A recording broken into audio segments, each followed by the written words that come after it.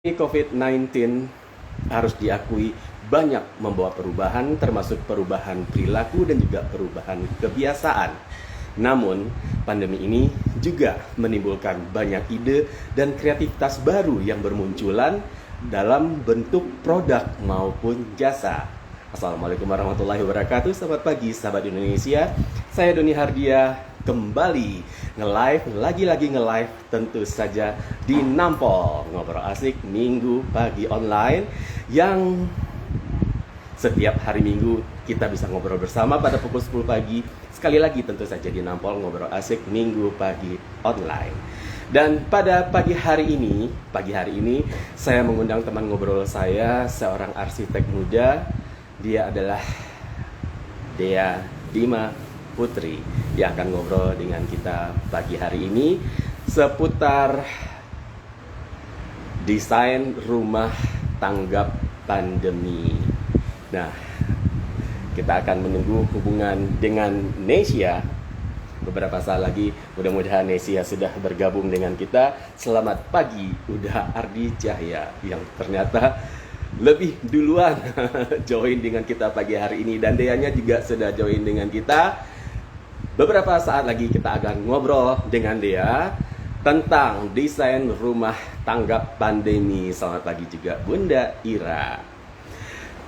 Dea adalah pemenang dari ACL Competition COVID-19 di Australia dengan tema Think Tank The City to You.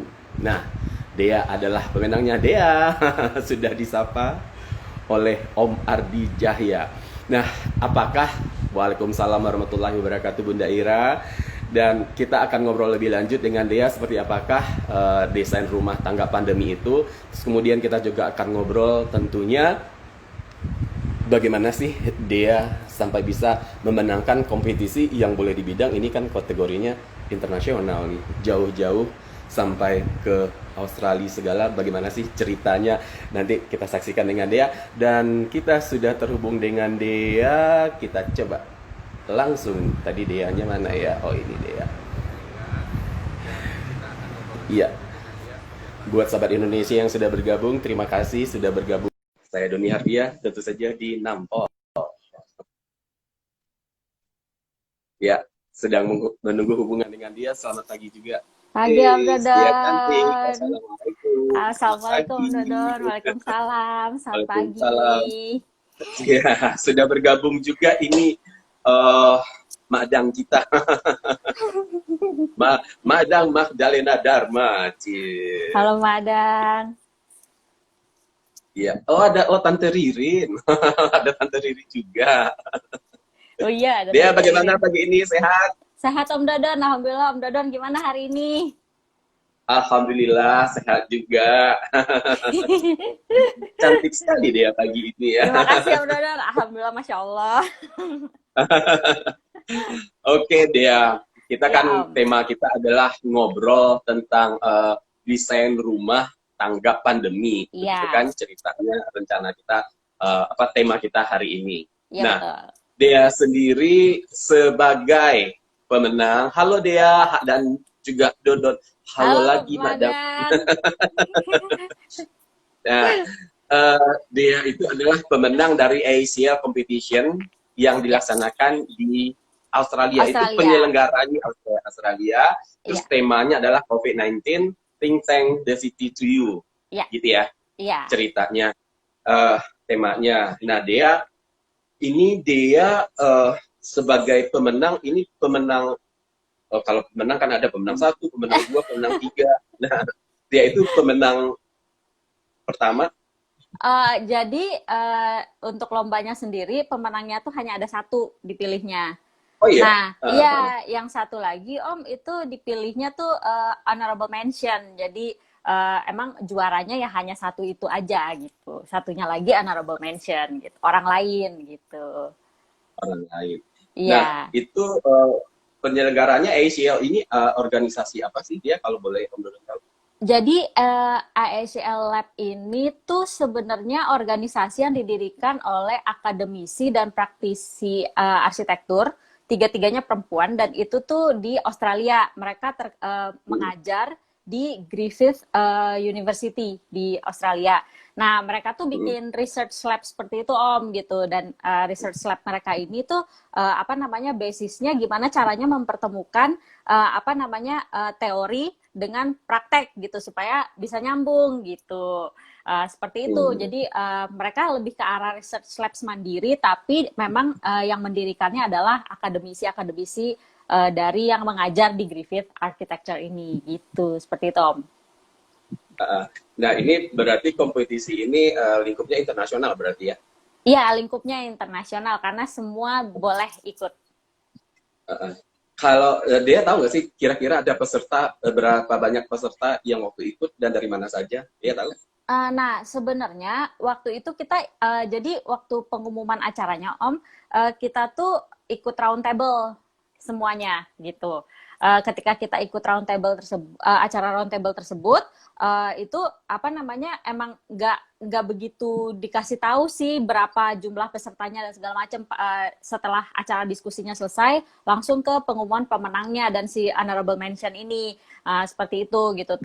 Mereka memang masih belum apa namanya ada publikasi lebih jauh tentang hasil dari round table kita waktu itu gitu.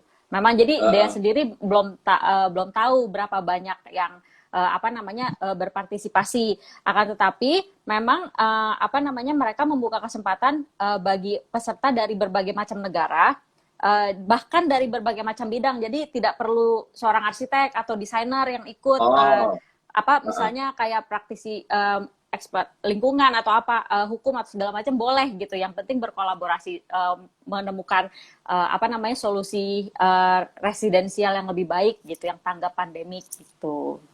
Oh gitu. Baik. Iya. Nah, dia sendiri selamat pagi juga, Mas Edwin.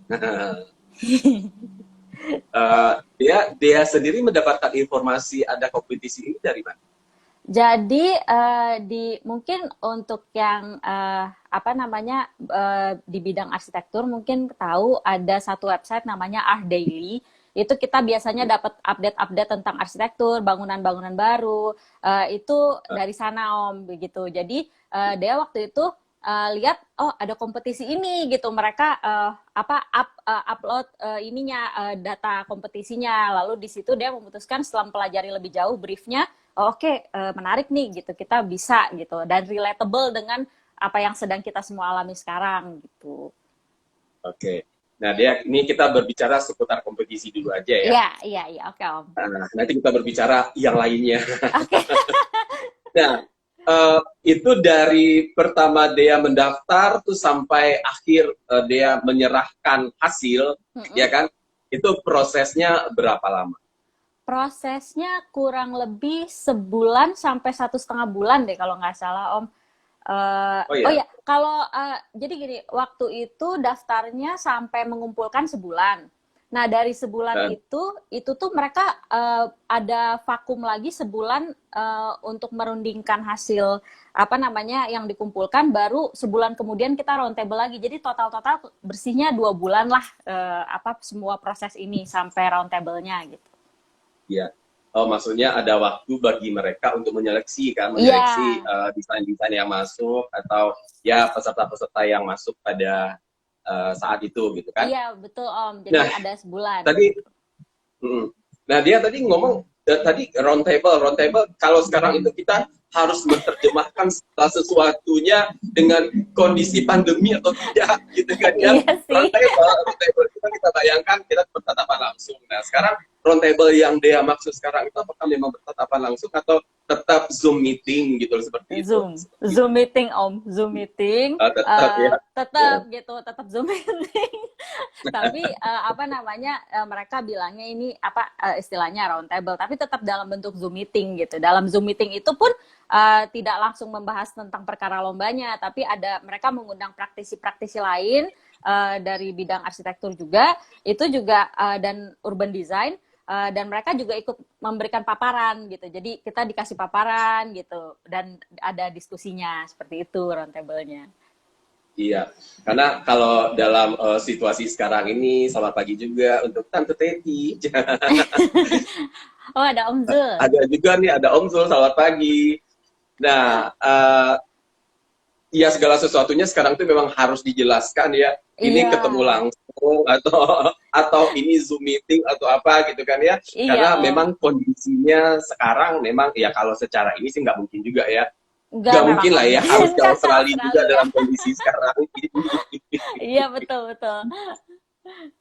Nah, Dea, kenapa? Apa yang membuat Dea tertarik untuk ikut kompetisi ini? Sebelumnya juga selamat pagi untuk Bu Aileen. Selamat Ya, yang pagi, membuat Dea Aileen. ya tahu ya ada info bahwa ada kompetisi nih. Iya, Kadang-kadang kan kita ada kompetisi ya udah ya lewat, ada kompetisi ini udah ikut gitu kan. iya. Nah, apa yang membuat Dea akhirnya memutuskan ikut di kompetisi ini? Apa yang menarik bagi Dea gitu untuk ikut?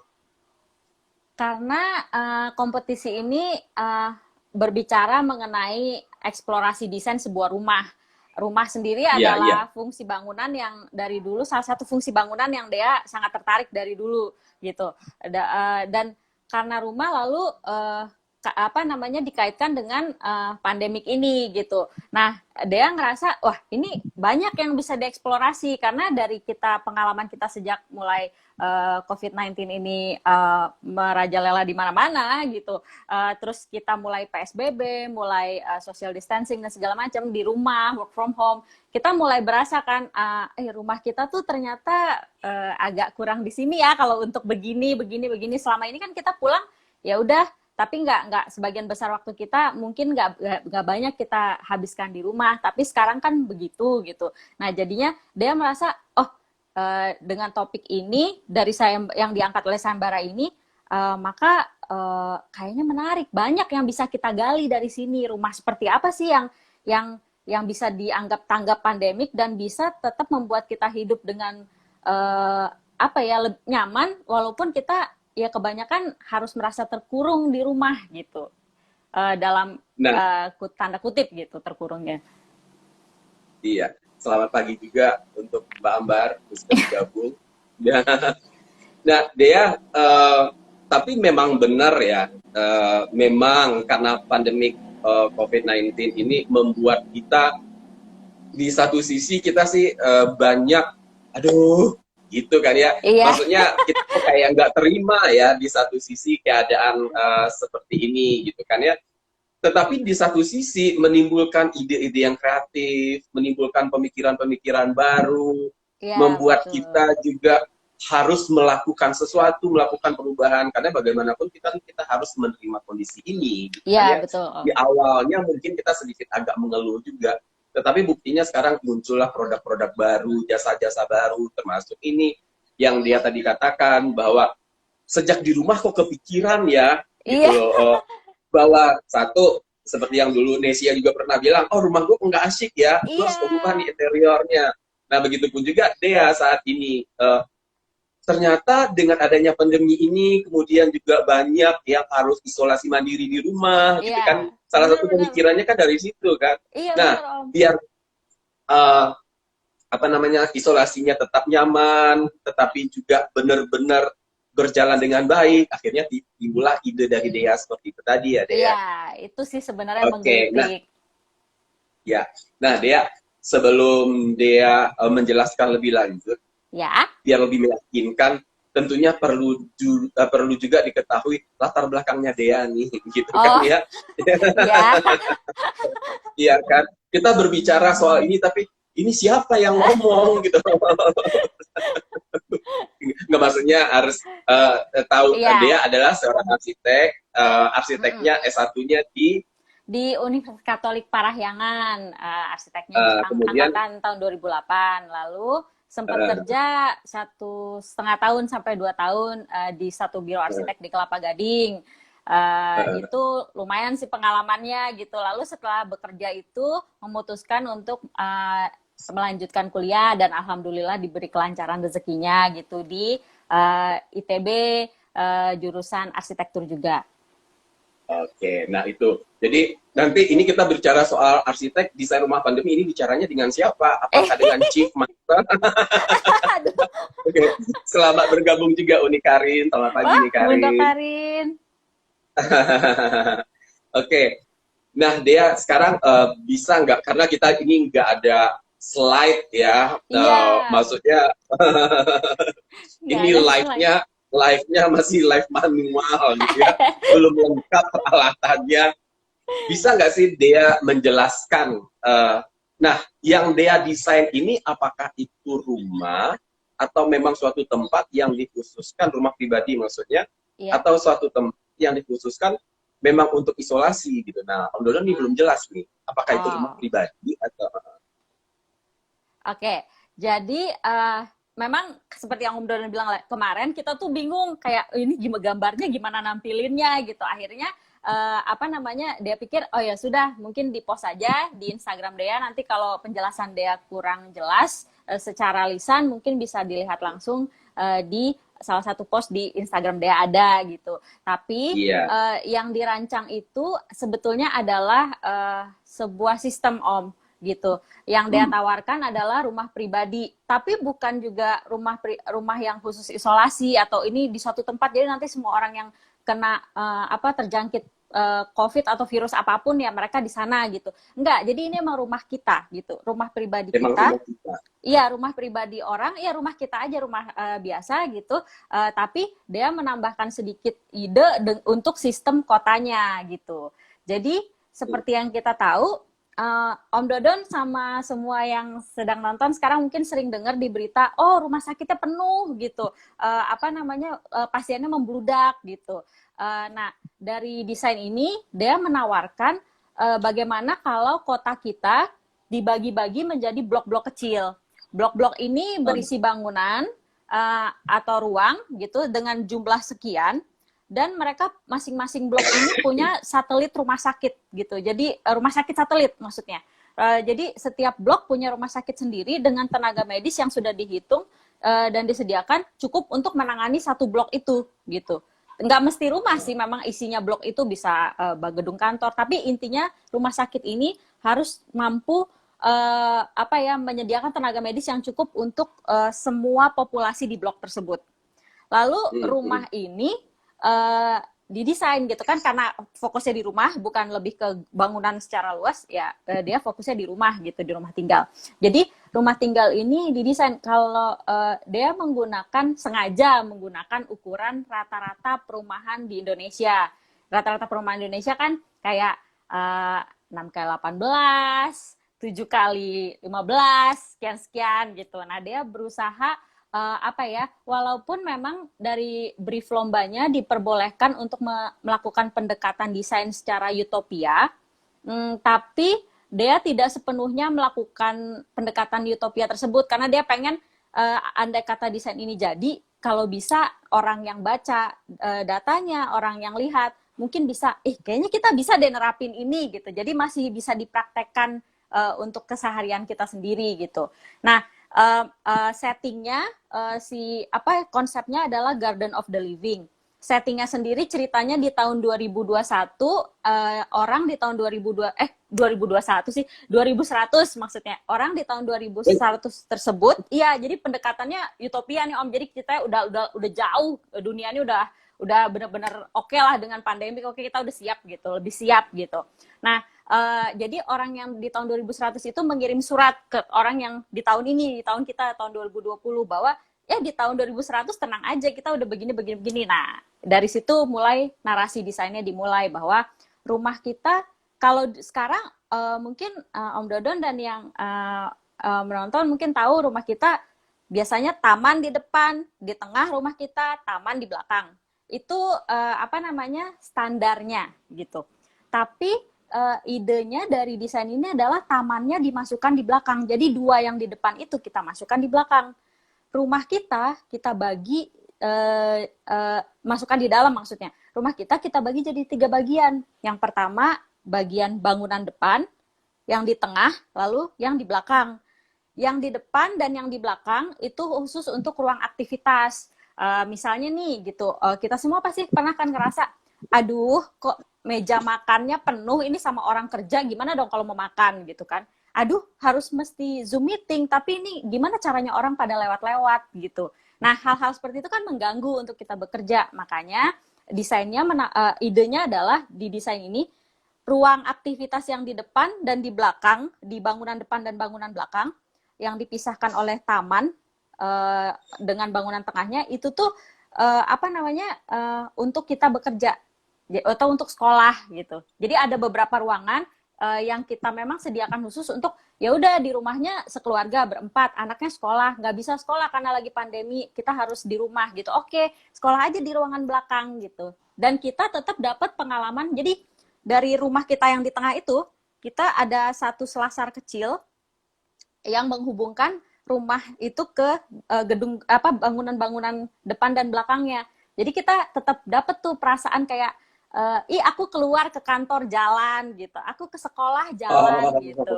Kadang-kadang kalau kita cuman pindah dari tempat tidur ke meja makan, mau dandan aja rasanya buat apa ya gitu. Tapi kan kalau kita keluar rumah kok, walaupun cuman di dalam rumah sendiri sih, cuman di selasar kecil gitu, tapi tetap aja gitu. Kita kan mendapatkan pengalaman aku jalan tetap keluar gitu.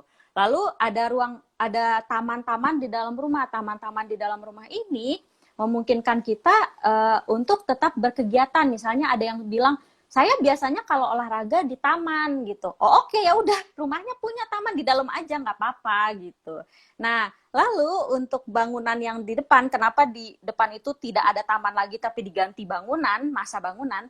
Hal ini selain untuk memberikan ruang, misalnya ruang-ruang kerja atau ruang-ruang sekolah, ruang depan ini tuh dimaksudkan supaya kalau terjadi pandemi, ruang depan ini bisa digunakan sebagai ruang emergensi darurat.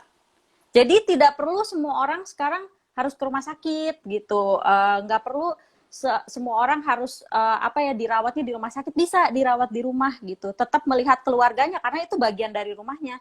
Ruangan isolasi mandiri di rumah ini itu langsung melihat bangunan utama si rumahnya. Jadi kita nggak merasa jauh gitu, nggak merasa iko gue sendirian banget ya gitu, seperti itu gitu. Dan ruang depan ini juga dilengkapi dengan kamar mandi, Om Dodon. Nah, Om Dodon mungkin pernah dengar ya gitu, sekarang banyak rumah yang kayak tiba-tiba punya chamber, mall-mall punya chamber, kita masuk chamber gitu. Nah, dia memang tidak memiliki background medis atau medik gitu ya. Jadi kurang tahu, tapi pernah mendengar bahwa efek dari masuk ke chamber gitu, menghirup udara di chamber itu mungkin tidak bagus juga untuk kita berkepanjangan, dan chamber cenderung mahal, tidak semua orang mampu beli, mampu punya gitu. Makanya di bangunan depan rumahnya disediakan kamar mandi. Jadi sebelum masuk ke rumah utama itu di bangunan depan kita bisa mandi dulu dari luar, pulang nih dari kantor, mandi aja dulu di luar, ganti baju, udah rapi, udah bersih, baru masuk ke rumah utamanya, seperti itu gitu. Secara secara umum sistem desainnya seperti itu yang Dea coba bangun. Ya, Dea, aduh menarik sekali ceritanya. Tapi tadi ada yang sudah menyapa berkali-kali. Oh, iya. Tadi ada Kanda Ezra tadi sudah mengucapkan Assalamualaikum warahmatullahi wabarakatuh. Assalamualaikum warahmatullahi wabarakatuh. Cuman kita belum sempat menyapa karena kasihkan mendengar ceritanya dia.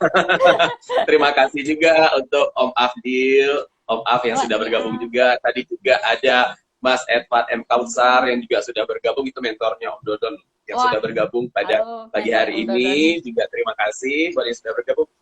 Kayaknya ini benar-benar yang Om Dodon tadi tangkap, yang paling menarik yang Om Dodon harus tanyakan terlebih dahulu. Iya, apa Om? Itu idenya dari mana sih kok sampai ada surat menyurat dari tahun 2100? 2100 Om Dodon masih ada nggak ya? Dia juga masih ada ya? Ada surat menyurat dari 2100 ke 2020 gitu kan ya. Itu kayaknya Om Dodon seperti mendengar sebuah cerita, melihat atau mendengar sebuah cerita fiksi, malahan fiksi ilmiah gitu. Sampai mikir, aduh 2100 gue masih ada nggak ya? Iya. Iya, itu idenya dari mana sih, dia kok kepikiran gitu loh ke masa depan yang sejauh itu gitu, kayaknya ini kayak nonton film futuristik jadinya. Iya, memang karena dia waktu mendesain ini kan memang tadi seperti yang Dea sebutkan, bahwa diperbolehkan menggunakan pendekatan yang utopian gitu. Jadi nanti di depan futuristik boleh gitu, tapi itu tadi dia nggak mau terlalu futuristik sampai orang-orang nggak bisa relate gitu. Jadi futuristik itu kenapa jauh ke depan itu dia mikir supaya orang-orang bisa make sense di mereka, apa ya, sistem ini bisa berlangsung seperti itu Om. Karena begini, untuk merubah sistem rumah kita sendiri, lalu merubah satu kota menjadi blok-blok kecil, lalu merubah sistem blok-blok tersebut memiliki rumah sakit satelit, itu kan butuh waktu untuk di-establish, untuk diwujudkan seperti itu. Makanya dia pikir, oh kalau gitu kita buat saja narasinya seolah-olah ini sudah lama sekali di 2100 kita sudah beradaptasi pelan-pelan gitu, merubah sistem kota kita, merubah desain rumah kita gitu supaya lebih pandemic proof gitu. Seperti itu. Ide awalnya sih sebenarnya seperti itu Om, supaya jangan terkesan gak nyambung banget atau nanti orang yang baca akan lebih berpikir, ya tapi ini sulit untuk diwujudkan. Ya mungkin kalau waktunya lebih jauh bisa jadi masuk akal untuk diwujudkan pelan-pelan seperti itu. Nah, dia itu tadi ada Mas Evannya komentar dari itu inspirasinya dari film Lighthouse bukan sih katanya? Lighthouse yang itu ya, apa yang Keanu Reeves atau yang mana ya Mas? Ya mungkin beliau juga pernah menonton itu. Kalau menurut sih nggak nonton. Dia pernah soalnya. Ya kurang lebih beliau beranggapan itu idenya dari situ, tapi dia dari situ sebenarnya. Dia nonton film itu. Memang film itu tentang orang yang hidup di satu tahun dengan tahun yang sebelumnya saling tukar-tukaran surat. Tapi waktu bikin sih nggak kepikiran sebenarnya ke sana. Cuman mungkin alam bawah sadar mungkin ya. Tapi nggak kepikiran sih. Nggak kepikiran waktu itu. Ya, seperti ini kalau Coach Evan sendiri juga mengatakan bahwa tidak ada sebenarnya ide itu yang benar-benar murni ya. Seperti dia tadi, kadang-kadang alam bawah sadar lah yang membawa kita memunculkan ide seperti itu gitu kan. Betul. Walaupun itu muncul secara tiba-tiba, tetapi ya segala sesuatunya kan berdasarkan apa yang kita baca, apa yang kita lihat, apa yang kita lihat, dengan siapa kita bergaul, gitu kan ya. Itulah yang akhirnya menunjukkan di bawah sadar kita memunculkan ide-ide yang luar biasa seperti yang sudah dia munculkan tadi. Ya, buat teman-teman sahabat Indonesia, siapapun saat ini yang sudah bergabung, kalau ingin mengajukan pertanyaan kepada Dea, silahkan. Kita lagi ngebahas desain rumah tanggap pandemi. Nah, Dea, kepikiran enggak setelah itu dulu? Om Dodo mau tanya dulu. Ketika Dea nih udah menang nih ceritanya, kalau menang tuh kan biasanya suka ada hadiah. Ada, ya pasti ada sertifikatnya, ada piagamnya atau apanya lah gitu loh. Apa sih yang Dea dapatkan dari itu? Sebenarnya hadiah itu dalam bentuk hadiah uang atau reward seperti itu tidak ada ya Om. Tapi kalau untuk Dea pribadi, sebenarnya ikut ini kan sebenarnya agak awal-awalnya tuh agak-agak ya iseng-iseng berhadiah lah dia pikir gitu kan. Tapi memang dari awal memang mereka tidak menjanjikan reward. Cuman memang ketika kita memberikan karya kita tersebut, kita submit, kita sudah secara tidak langsung menyetujui bahwa ini akan boleh mereka publish di publikasi mereka, boleh mereka ini tentu dengan meminta izin kita, tapi mereka juga punya hak untuk mempublish ini gitu. Rewardnya sendiri kalau di Dea khusus untuk kompetisi ini lebih ke arah recognition ya sebenarnya gitu. Ternyata ide saya bisa diterima oleh orang gitu. Syukur-syukur ide ini ada yang jadi terinspirasi untuk mengembangkan begitu. Jadi lebih ke sumbangsi ilmunya gitu. Memang kalau dilihat rewardnya sih nggak terlalu ini ya, cuman buat Dea sendiri recognition itu gitu. Iya, tapi kan secara tidak langsung kan dia sudah terpublikasikan secara internasional gitu kan. Iya, itu sendiri reward. Ya, itu yang paling penting. Ya kalau uang mah itu juga beberapa sehari 2 hari juga habis kali deh gitu Allah. kan. Yang paling penting kan Sorry. itu nggak, yang paling penting kan itu tadi Iya, pengakuan itu tadi kan, pengakuan, apalagi ini reputasinya internasional gitu kan iya. dia ya. Karena bisa, Tetapi dan Hah? kenapa Enggak, bisa kenapa? iya, karena kalau dia boleh menambahkan, karena kesempatan ini apa ya, buat dia berharga karena ini dia secara pribadi, untuk dia pribadi gitu ya, karena kita ngomonginnya reward, apa ya, dia bisa merasakan berkompetisi dengan orang yang bukan dari orang sekitar dia, seperti itu.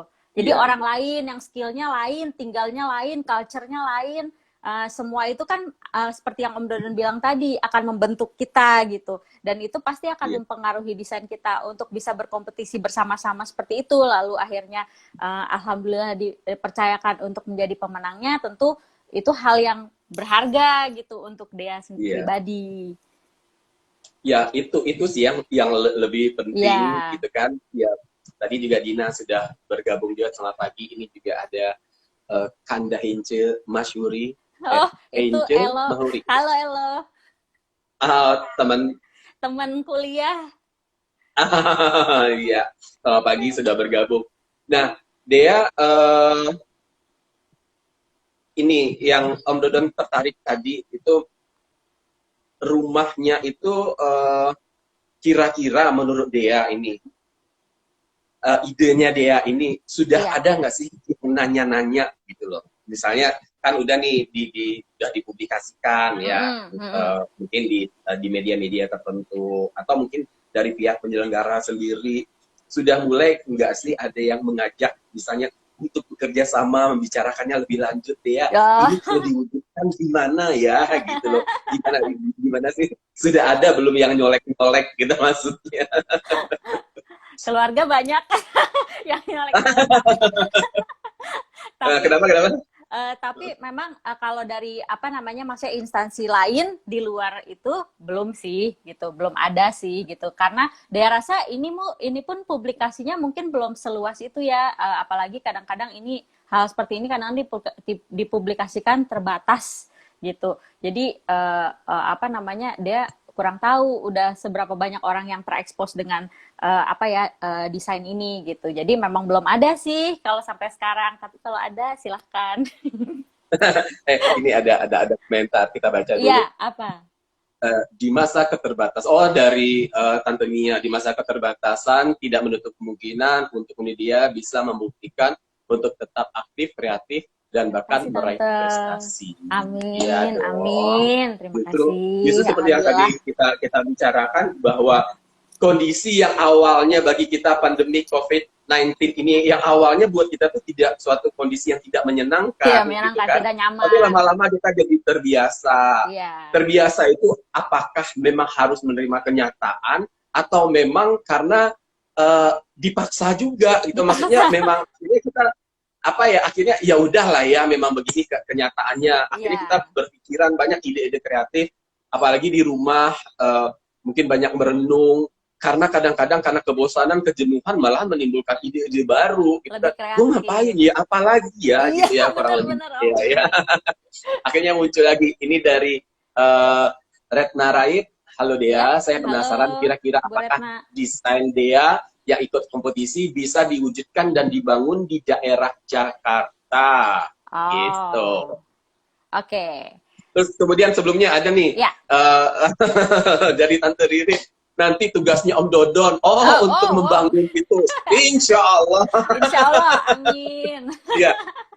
Nah kemudian Oke, nah pertanyaannya, iya tadi juga berkaitannya dengan publikasi. Untuk publikasinya Insya Allah, Tante Ririn. Nah kemudian jadi pertanyaannya Dea dari Retna Raid tadi, penasaran kira-kira apakah desainnya itu dapat diwujudkan di Jakarta? Oke. Jadi seperti yang sudah saya sebutkan tadi, si desain ini sengaja memakai modul rata-rata perumahan di Indonesia, luasannya otomatis bisa diwujudkan insya Allah. Akan tetapi dari desain yang sudah ada, mungkin nanti bagi yang menonton bisa lihat di Instagram saya, itu memang butuh adjustment karena itu kan masih sistem awal. Jadi sebenarnya yang ditawarkan kan adalah sebuah sistemnya, tapi nanti itu sistem ini sangat terbuka untuk modifikasi sesuai dengan tempatnya. Desain yang sekarang kalau untuk di Jakarta mungkin akan jadi terlalu panas ya gitu, karena kan kebanyakan jendelanya besar gitu, tapi diharapkan dengan adanya taman yang jaraknya kecil dan naungan bangunannya semoga bisa mengurangi bias panas tersebut gitu. Tapi mungkin nanti harus ada adjustment lagi tergantung daerahnya gitu. Lalu kebiasaan orang juga itu kan akan berpengaruh untuk sebuah desain juga gitu. Jadi nanti akan kita lihat apakah tamannya harus dikecilkan saja kalau di Jakarta atau justru lebih diperbesar gitu, atau demikian. Tapi secara garis besar dan secara umum sistem ini sangat mungkin diterapkan di Jakarta ataupun sebenarnya di tempat-tempat lain gitu. Tapi untuk daerah kota yang kepadatannya sudah tinggi itu mungkin lain lagi treatmentnya nanti gitu. Jadi tapi sangat mungkin sistemnya diterapkan di Jakarta, sangat mungkin, insya Allah. Kalau untuk kota-kota yang kepadatannya sudah sangat tinggi, tidak memanjang ke belakang lagi, tapi naik ke atas. Ada tamannya di atas, ada tempat olahraganya di atas, baru muncul di atas tuh tempat isolasinya, misalnya seperti itu ya. Kan jalan-jalan juga, cuman bedanya jalan-jalannya naik-naik ke puncak gunung. Nah, tapi kalau menurut Om Dodon sih, karena konon katanya ini setelah pandemi COVID-19 ini akan muncul lagi pandemi yang lain yang kita memang mau tidak mau harus siap. Kalau menurut Om Dodon ya, maksudnya apakah bisa diterapkan di Jakarta, diterapkan di kota manapun di Indonesia?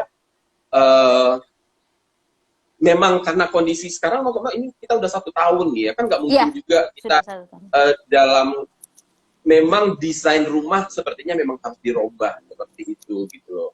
Tapi sebelum kita lanjut, kita sapa juga. Ini halo sahabat Darna gitu. Ini ada teman Om Dodon dari Samarinda. Halo. Iya. Temennya Om Dodon, ini Mbak Darna. Oh, Mbak Darna. Nah, dia ya seperti itu tadi ya, bahwa kita tidak bisa memungkiri bahwa ini memang apalagi 80 tahun ke depan ya, 2000 berapa tadi, 2100 gitu ya. Iya. Entah apalagi bentuk pandemiknya, memang kita harus siap seperti ini sekarang. Kalau di kita misalnya ruang keluarganya yang gede, sekarang mungkin ruang keluarganya itu yang mungkin dijadiin tadi menurut dia selasarnya, jalan menuju ke area lain. Kalau ruang keluarga yang di rumah dengan bentuk-bentuk taman, selasar dan segala macamnya, mungkin ya seperti itu ya Dea ya. Yang betul. Ininya memang harus mulai dirubah seperti itu gitu. Ya, sebelum dilanjut, mungkin ada yang ingin bertanya, dipersilakan ingin bertanya dengan Dea, atau mungkin sudah ada yang ingin memesan desain dari Dea rumah tangga pandeminya, jika dipersilahkan, atau mungkin kalau soal itu sih DM langsung aja DM Dea. Nah, Dea, berkaitan dengan ini, apakah desain-desain Dea selanjutnya akan melanjutkan desain yang sudah ada, atau seorang arsitek itu punya ciri-ciri desain atau punya kekhususannya nggak sih? Kalau Dea misalnya, gimana? Ya, maksudnya kalau seorang arsitek itu punya kekhususannya sendiri, misalnya ada yang rumah, ada yang perkantoran, misalnya spesialisasinya itu seperti itu bukan? Terus rumah nanti juga ada yang spesialisasinya mungkin rumah-rumah tropis, rumah-rumah etnik atau apa, itu ada spesialisasi itu gimana sih dia, atau tergantung orangnya? Sebenarnya memang sejauh yang dia tahu di profesi arsitek ini tuh memang ada fokus-fokus tersendiri, tergantung dari arsiteknya sendiri mau berfokus kemana. Ada yang kerja di kantor lalu kantornya banyak membuat bangunan-bangunan tinggi, akhirnya jadi ahli di situ. Ada yang ahli di rumah tinggal pun benar kata Om Dodon, ada yang tipenya mewah-mewah begini, yang tipenya minimalis begitu, ada yang seperti istana Yunani segala macam gitu. Ada juga Om, jadi macam-macam gitu. Memang kita semua punya gaya masing-masing gitu.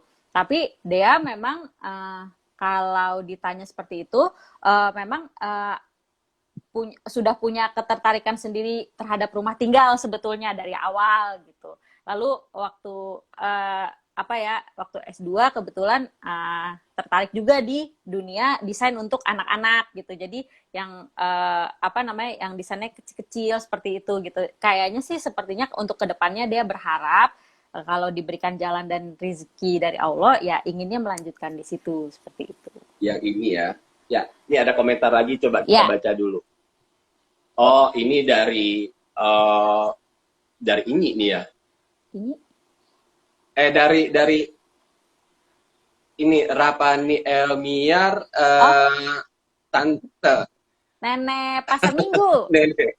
Oh iya, maaf Pak Dodon, progresnya samakah dengan profesi sebenarnya? Alhamdulillah dia bisa dikenal dari Indonesia dan internasional. Saya adiknya neneknya dia. Nenek. Temi, iya. Temi. Nanti dijelaskan ya Temi ya. Profesinya beda. Kalau dia ini keponakan saya. Keponakan Temi. Dodon Temi. Jadi arisan keluarga ya kita rasanya hari ini ya dia. Jadi arisan keluarga. Oke. Iya, mudah-mudahan ya Temi, mudah-mudahan dia sesuai dengan doanya Temi berhasil lebih memperluas. Ini sudah ada semacam spesialisasinya ya dia ya, maksudnya dia sudah bisa nih sesuatu kayaknya khususnya di rumah-rumah untuk tanggap pandemi ini deh gitu. Kayaknya memang harus seperti itu deh sekarang, harus ke sana. Nah, dia pertanyaan Dodon selanjutnya. Oke. Dalam hal ini tentu dong ada mentornya.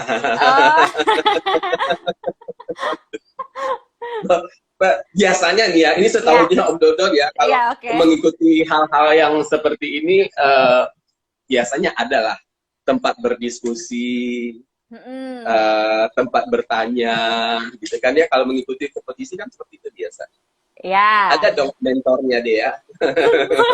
Boleh nggak sih disebutkan mentornya siapa gitu loh? Ada.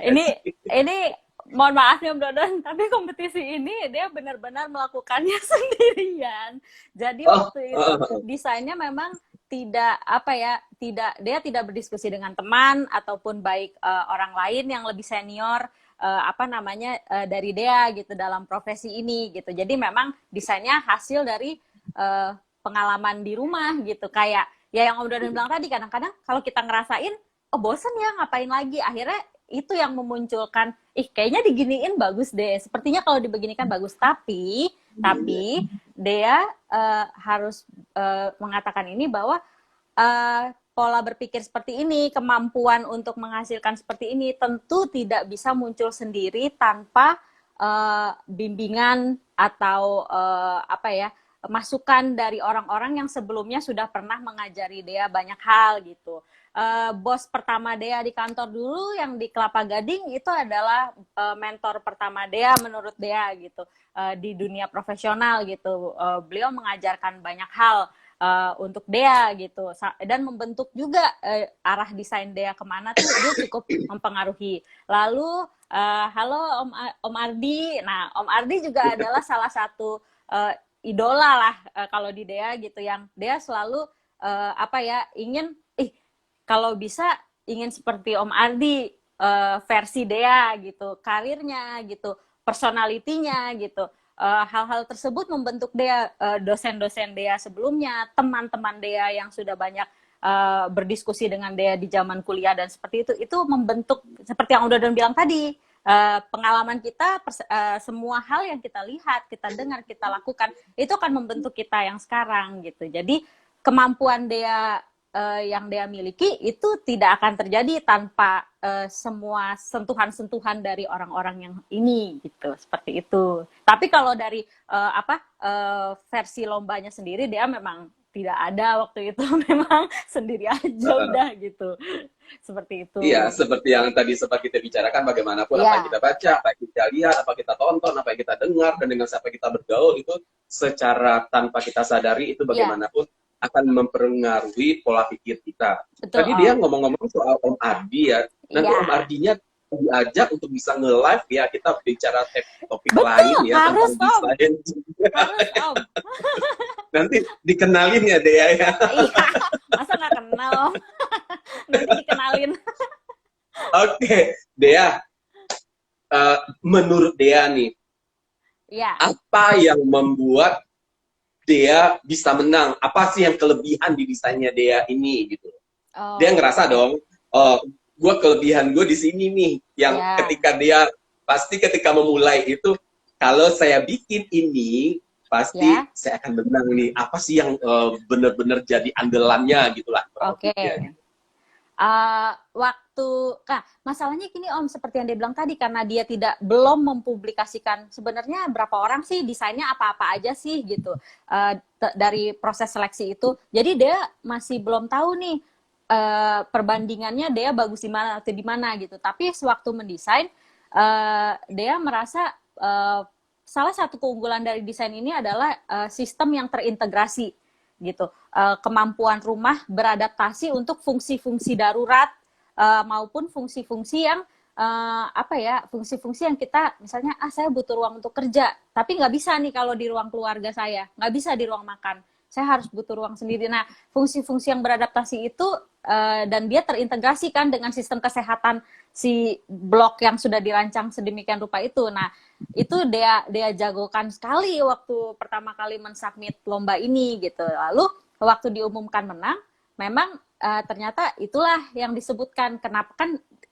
diberitahukan menang yang ini gitu. Kenapa menang?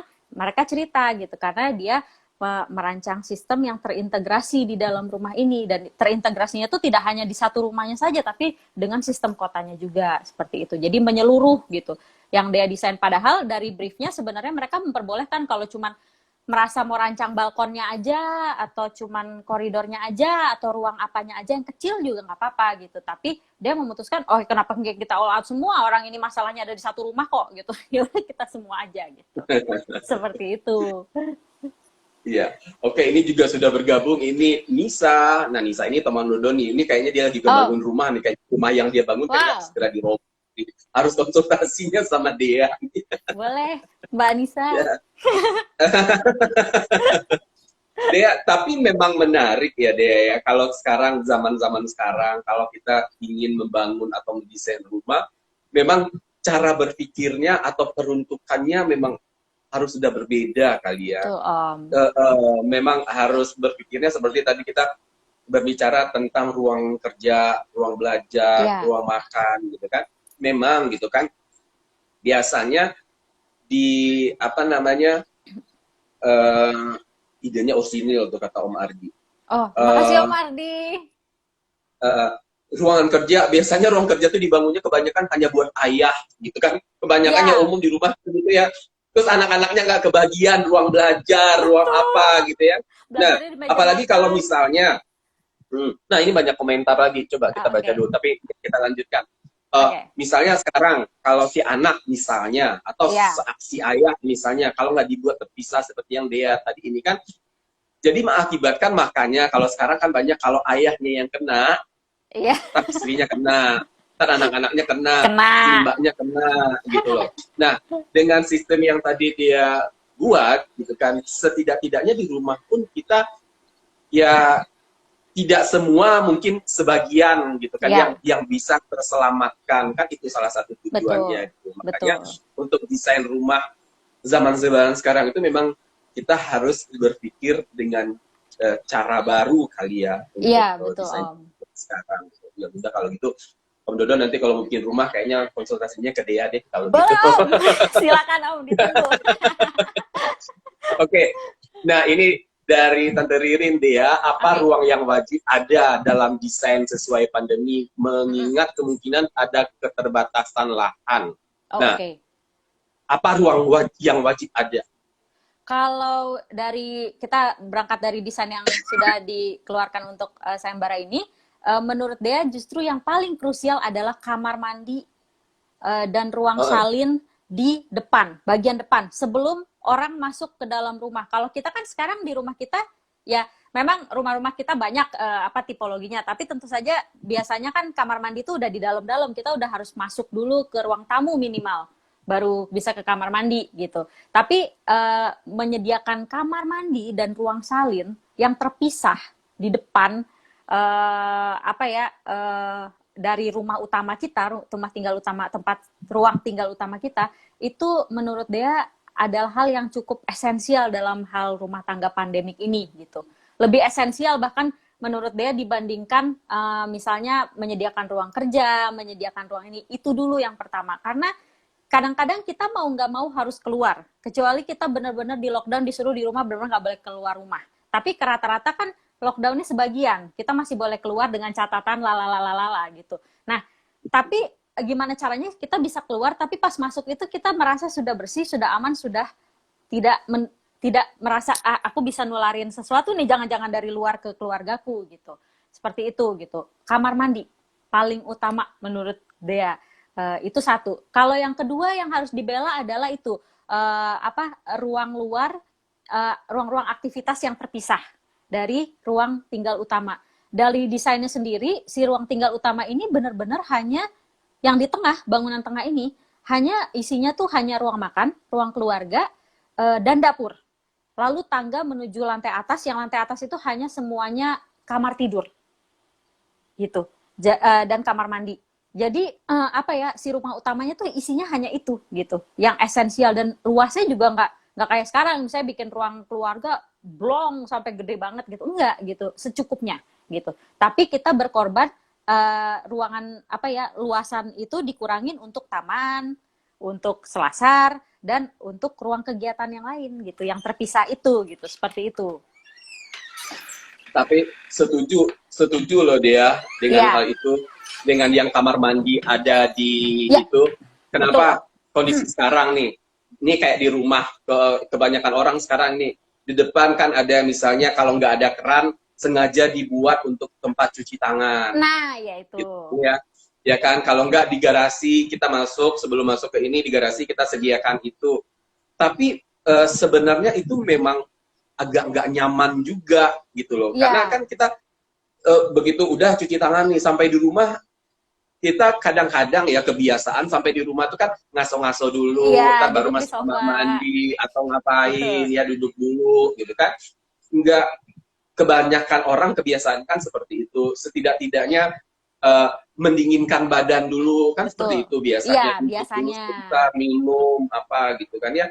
Jadi membuat kita akhirnya tadi, walaupun nanti di dalam kita entah bajunya dibuka, peralatan yang dibawanya dibersihkan, dirapikan, apa dan segala macam, tapi tetap kitanya sendiri merasa belum bersih. Belum gitu bersih, loh, ya gitu. betul. Masih ada kemungkinan-kemungkinan lain yang membuat ya itu tadi, penyebaran pandemik ini juga bisa mengenai keluarga kita. Nah benar, kalau menurut Om Dodon sih memang setuju banget. Sekarang itu kamar mandi itu adalah begitu sampai rumah, baik kita ataupun tamu, harus mandi dulu. Betul. Gitu ya, dalam kondisi sekarang gitu loh. Dan mungkin ada baiknya juga kamar mandinya kita dengan kamar mandinya tamu juga dipisah, jadi ada dua kayaknya kamar mandi di depan. Mungkin nih menurut Om Dodon nih gitu loh.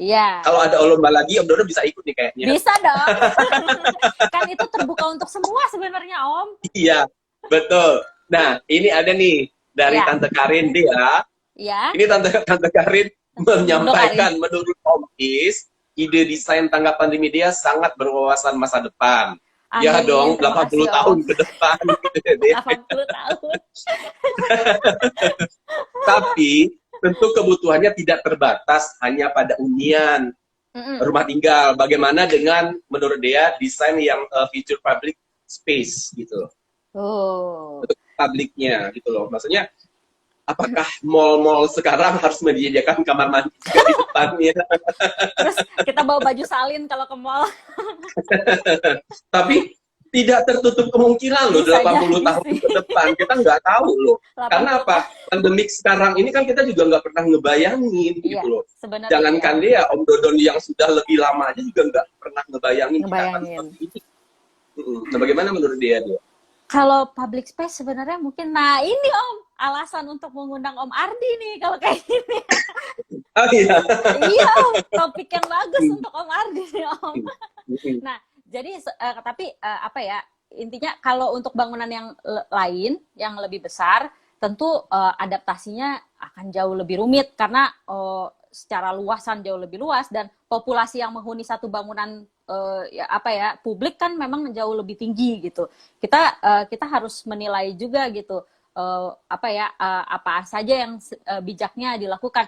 Memang sih mungkin aja nanti ada kamar mandi kita jadi kalau ke mall bawa baju salin. Cuman kalau untuk yang praktikalnya sebenarnya dia belum ada sih kepikiran sampai yang public space karena besar tempatnya gitu. Tapi ada beberapa contoh-contoh kasus yang dia udah lihat diterapkan orang-orang di negara lain dan cukup menarik di public space seperti di New York di salah satu taman. Mereka membuat lingkaran-lingkaran tuh. Jadi satu park besar, padang rumput, mereka buat lingkaran-lingkaran yang berjarak dan kita boleh menghuni ruangan di dalam lingkaran itu. Nanti orang lain menghuni ruangan di lingkaran lain lagi gitu. Jadi hal itu kan secara tidak langsung dari segi ruang kita udah diajak untuk ini harus ada jarak loh gitu. Kita adaptasi desain seperti itu menarik sebetulnya gitu untuk ruang publik gitu. Seperti itu Om Dodon gitu. Jadi mungkin untuk ruang publik lebih pada awareness untuk menjaga jaraknya gitu kalau di ruang publik ya gitu. Karena kita kalau udah di luar otomatis mau tidak mau akan terekspos dengan segala macam udara dan cuaca dan lain-lainnya gitu. Tapi kalau di rumah kan lain ceritanya. Kita harus berusaha untuk steril seperti itu gitu. Justru di ruang publik mungkin lebih ke arah itu kiat-kiat apa yang bisa kita lakukan supaya social distancing kita itu berlangsung dengan efektif gitu. Tidak dilanggar orang. Nah, ini ada yang menarik nih. Ya. Komentar dari Tante Ririn nih. Iya. Perlu kerja keras merubah mindset. Ya. Nah, ini yang merubah mindset. Karena ini memang penting banget ya, Dea ya. Selain kalau misalnya tadi rumahnya sudah tanggap pandemi, tapi mindsetnya belum berubah juga. Seperti, termasuk seperti perilaku kita sekarang, perilaku kebanyakan orang sekarang, gitu, yang kebanyakan sudah mengabaikan hal-hal yang sebenarnya harus mulai berubah. Gitu loh. Iya. Seperti penggunaan masker, seperti rajin cuci tangan, dan jaga jarak. Ini belum apa-apa sudah banyak yang melanggar. Iya. Ya kan gitu loh. Nah, kalau hal yang seperti ini belum berubah sementara rumahnya udah tanggap pandemi nih gitu loh kan. Cuman perilaku kita juga nggak berubah, ya agak susah juga sebenarnya. Betul. Makanya dia benar juga. Karena merubah perilaku inilah mindset ini yang membutuhkan waktu lama gitu loh. Makanya udah bener sih kalau dia bilang itu nanti untuk 80 tahun ke depan ininya sudah jauh sekali ininya dia pemikirannya jauh ke depan kalau begitu menurut Om Dodon. Ya. Masih ada pertanyaan atau komentar seperti kita lihat sudah. Ya, karena waktunya kita ini dibatasi nih oleh Instagramnya sendiri 1 jam. Cuman kemarin Om Dodon sih sempat lihat ada yang lebih dari 1 jam gitu kan. Nah, kita sekarang nih uji coba aja ya. Sambil uji coba ya. Kita pura-pura nggak tahu dulu ini benar 1 jam atau enggak kan. Nah, ada nggak sih sedikit ini dia pada hari ini apa yang ingin dia sampaikan dari desain dia ini, terus kemudian apa sih yang ingin disampaikan kepada masyarakat dari apa yang sudah dia lakukan khususnya dalam kompetisi seperti ini? Kalau untuk secara terkait pandeminya gitu, secara pribadi dia berharap kita semua lebih aware akan kebersihan kita gitu. Karena memang sih bukan orang kan sering berargumen seperti itu ya tentang COVID-19 ini gitu, bahwa ya kan tapi nggak bikin orang meninggal banyak, ya flu aja, tapi apakah kita sudah tahu kalau ternyata itu ada dampak jangka panjang untuk tubuh kita loh gitu. Dan apakah enak perasaan kita ketika kita tahu kita yang menyebarkan itu ke orang lain gitu. Seperti hal-hal seperti itu. Jadi dia berharap orang-orang mau lebih aware gitu, lebih menjaga kebersihan, lebih taat gitu. Memang sih untuk keluar rumah ternyata setelah pandemi gitu nggak keluar rumah tuh susah ya gitu ternyata gitu, karena di rumah tuh ternyata memang sesusah itu untuk diem di rumah lama tinggal kayak gitu tuh emang sulit, bahkan untuk orang yang katanya introvert suka di rumah ini kadang-kadang ya bosen juga gitu, memang tidak terelakkan, cuman ya kita ukur juga gitu, ukur juga apa ya, appropriate nggak ya kalau kita keluarnya untuk hangout sering-sering terus udah gitu nggak pakai masker, pulang nggak ini gitu, atau minimal kalau memang harus keluar dan ya, harus melanjutkan hidup dan segala macamnya ya, tapi mungkin pulang bisa di apa ya, pas pulangnya bisa langsung aware untuk nggak nempel kemana-mana dulu di rumah, tapi langsung mandi gitu, lebih aware tentang kebersihan gitu, tentang jaga jaraknya gitu, itu penting. Di kasir nggak usah dipepet-pepet gitu orangnya, kalau di belakangnya pasti habis itu gilirannya Anda gitu. Nah hal seperti itu kan penting gitu untuk kita ini, jadi harapan Dea orang-orang akan lebih aware gitu. Mungkin mindset ini ya lama sih memang, kalau mindset berubahnya kadang-kadang kebiasaan orang hidup udah seperti itu, kita nggak bisa nyalahin juga gitu, susah untuk merubah kebiasaan kita gitu kadang-kadang gitu. Tapi ya itu tadi gitu, pelan-pelan gitu, ini kan untuk kebaikan bersama sebetulnya gitu. Kalau harapan Dea sih itu lebih awareness-nya gitu, yang di apa ya, jangan ignorant dengan penyakit ini, dengan virus ini gitu. Kita nggak tahu mutasinya kayak apa gitu, berita-berita yang ada juga ada yang apa ya, penelitian yang membuktikan bahwa ini ada efek jangka panjangnya ke tubuh kita gitu, seperti itu. Iya, tapi memang benar ya dia ya. Ya kalau ini kita berbicaranya soal mindset, soal perilaku. Kadang-kadang ketika kitanya sudah berusaha menjaga jarak, seperti tadi dia bilang di kasir gitu misalnya kan. Di belakang ada yang mepet-mepet sambil ngobrol, ketawa-ketawa, nggak pakai masker gitu. Nggak pakai masker di dagu. Iya, karena ngobrol maskernya turun di dagu. Kita baca lagi komentar. Dia kayaknya ini bener nih, kayaknya udah lewat nih dari 1 jam nih. Wah. Nih dari Om Abdil Rapani, nggak nyangka kalau dia itu ternyata fasih bicara secara profesional. Selamat ya dia, dan sukses ke depannya. Amin ya Rabbal Alamin. Amin ya Rabbal Alamin. Kemudian ini ada dari Kakanda Mesraeza. Kalau ada di antara kita ada yang anggota IAI, kita harus bawa dia ke forum yang lebih luas dan lebih ramai supaya ide desain ini terdiseminasi dengan baik. Nah, terima kasih Om, terima kasih. Amin, amin. Mungkin dari Om Mesraezanya dulu ya. Nih, dari Tante Karin, mantap dia responnya, proud of you. Terima kasih, kalau diskusi desain public space yang menstimulir perubahan perilaku, nanti kita ajak Om Ardi diskusi. Ya ini yang sudah diajak dari awal-awal. Topik yang menarik ini Om. Pasti lebih menarik nanti. Nah ini forumnya harus lebih luas. Punten ini box message saya langsung di atas background dia. Kali nggak bisa lihat apa ya saya ketik. Terus kemudian udah. Dia ternyata diskusi kita ini sayangnya ya, kita tidak bisa menampilkan slide, jadi tidak bisa melihat secara lebih jelas desain-desainnya dia, gitu ya dia. Apa namanya?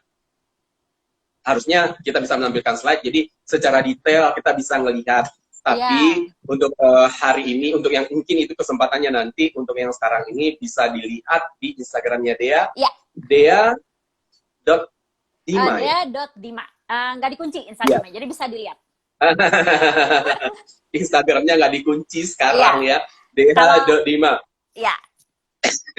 Ya, ini memang sebuah diskusi atau pembicaraan yang sangat luar biasa, yang sangat menarik, yang sangat apa ya, sangat futuristik nih sebenarnya juga gitu ya. 2001. Karena sangat berini untuk masa depan, apa ya, pemikirannya benar-benar ke masa depan gitu kan, tapi tetap harus startnya sih dari sekarang kalau menurut Don gitu loh.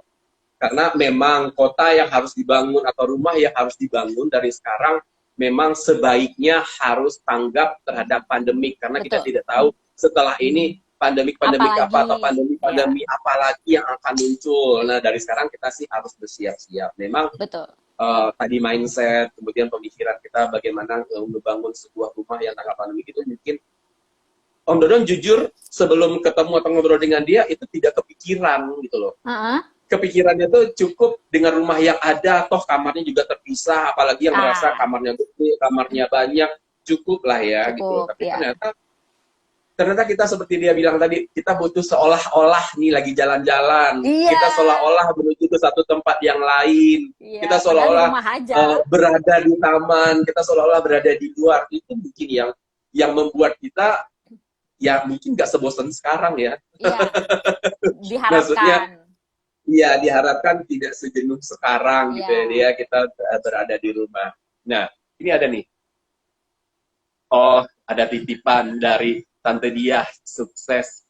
Dia. Oh, terima kasih Tante. Dia, terima kasih banyak. Kita sudah ngobrol pagi hari ini. Senang sekali ngobrol dengan Dia. Banyak sekali sesuatu yang baru, yang mudah-mudahan bagi kita dapatkan semua. Amin. Juga Om Dodon sendiri khususnya sangat luar biasa idenya Dia. Mudah-mudahan bermanfaat. Amin. Bagi kita dan bagi banyak orang. Amin. Terima dan kasih juga khususnya tentunya untuk Indonesia selanjutnya. Nah tadi seperti oleh Om Eza tadi, mudah-mudahan ada ini yang nonton atau menangkap atau yang bisa membawa cerita atau kisah Dea ini ke forum yang lebih luas lagi, karena ini bukan sesuatu, ini kayaknya memang harus penting untuk dibicarakan di forum yang lebih luas nih kalau menurut Om Dodon ya, gitu loh. Nah, dan penting melibatkan banyak orang, Om, melibatkan banyak pihak, karena hal ini tidak mungkin terwujud hanya dengan arsiteknya aja atau orang sipilnya aja. Pemerintah juga harus ikut, swasta juga harus ikut.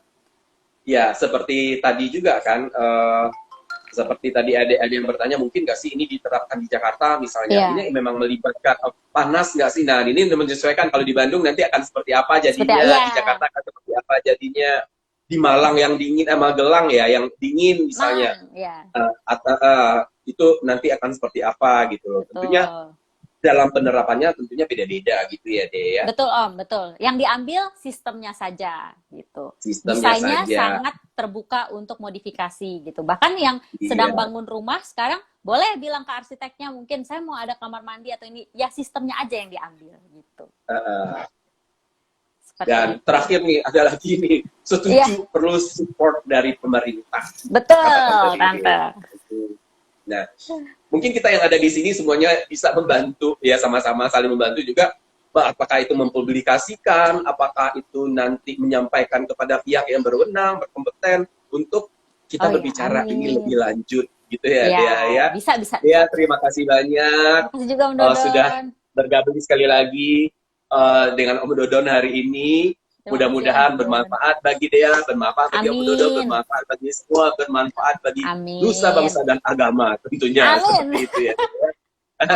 Kapan-kapan kita ngobrol lagi dengan tema yang lain. Betul. Nah, buat sahabat Indonesia yang sudah bergabung, sama-sama terima kasih banyak. Kita bisa bergabung lagi minggu depan nih Dea, minggu depan jam 10 pagi Om Dodon akan muncul lagi dengan tema yang berbeda lagi. Kalau minggu depan kita bicaranya soal ular. Ular? Menarik. Tentang apa nih ular? Iya, karena kita kan kadang-kadang ketemu ular kita nggak ngerti berbisa atau tidak berbisa, main bunuh misalnya kan. Sebenarnya kan ada ular yang tidak berbisa. Ada ular yang sebenarnya bermanfaat juga bagi kehidupan kita gitu kan. Betul. Besok terus kemudian juga bagaimana ular menangani kalau kita tiba-tiba digigit ular misalnya kan. Nah, itu ada di minggu depan. Ya. Mantap. Jangan lupa tetap di Nampol. Ngobrol asik minggu pagi live. Terima kasih Om Dodon. Terima kasih. Wassalamualaikum warahmatullahi wabarakatuh. Saya Doni Ardia dan juga Dea Dima Putri. Mohon pamit. Kita pamitnya bareng-bareng ya Dea. Iya, Assalamualaikum warahmatullahi wabarakatuh. Wabarakatuh.